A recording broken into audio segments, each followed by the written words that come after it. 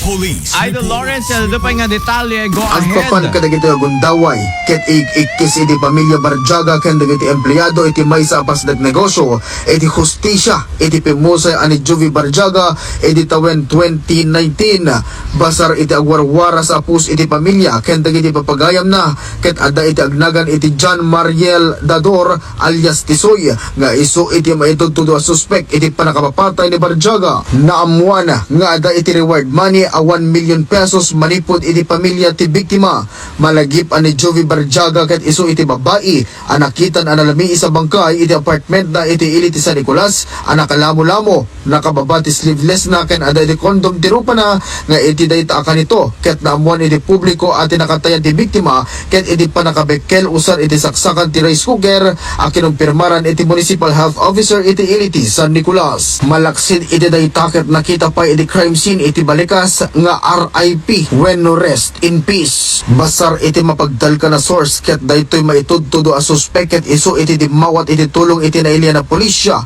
tapno iti kasta ket maimbestigar analay iti kaso ngem kalpasan iti sumagmamanong aldaw ket nagpukaw ni alias Tisoy iti laksid nga dan iti naiparok at a warrant of arrest ken kuana anapet sa ampay iti December 3, 2019 iti kaso a murder ken awan iti nairekomendar a piyansa ken kuana. Iti agdama ket burburtsa iti kaadwan iti motibo ti krimen keno sa dinno iti ayantatan ni alias Tisoy. Para iti IFM News, Idol Lawrence Corpus Martinez, Tatak, Aramen.